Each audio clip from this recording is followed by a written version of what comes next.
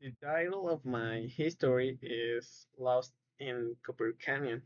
I have studied geological engineering, so my current job has required me to be in remote places.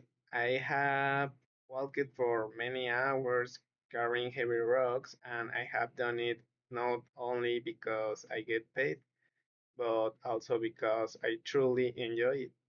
But 3 years ago, when I was still at the university, I had one of many field practice.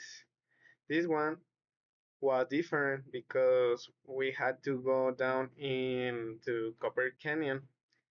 It was in February 2022 when my geology teacher told us that we would take a trip to the Copper Canyon. He asked us to organize food and tents, and I clearly remember that I became the organizer and I was in charge of buying all the food and planning the area where we would camp and collect the samples. The day of the trip arrived and we left the university heading to the mountains when the problems started. The first problem during the trip was that the bus broke down near a small town. At that point, some of us who had tents took rides ahead so we could start setting up the camp. We arrived at the Canyon around the 5 and finished setting up the camp at the 6 p.m.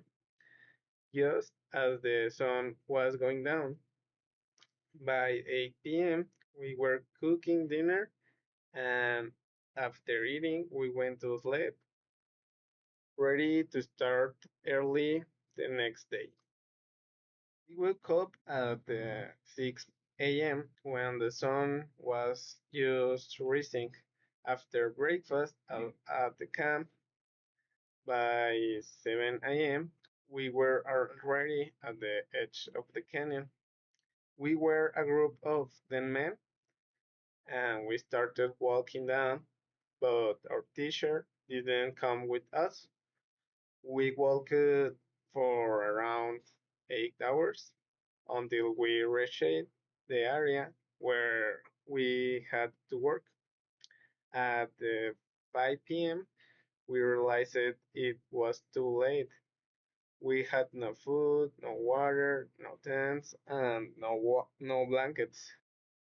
We were more than 8 hours away from our camp, and the worst part was that we had to climb back up carrying rocks.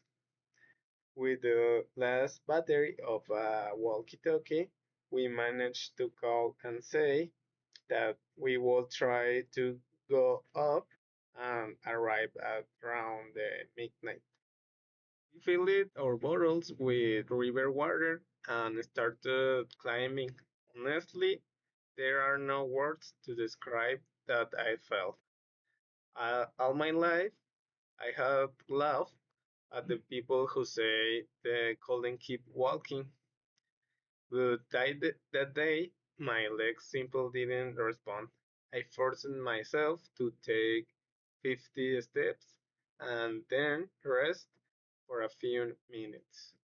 The water finished long before halfway, and I even had to drink my orange and lick it from a cactus, which gave me an allergic reaction.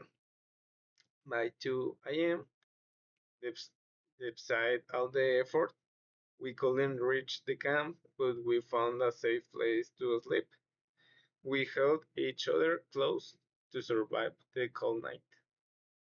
And we returned to the camp. The teacher scolded us, but then he took us to eat at the most luxury restaurant in the Copper Canyon. So we would not complain. After that, I had blisters of my feet and horrible leg pain. Since that day, I have seen life in a different way, and I have understand the limits of every person. Thank you.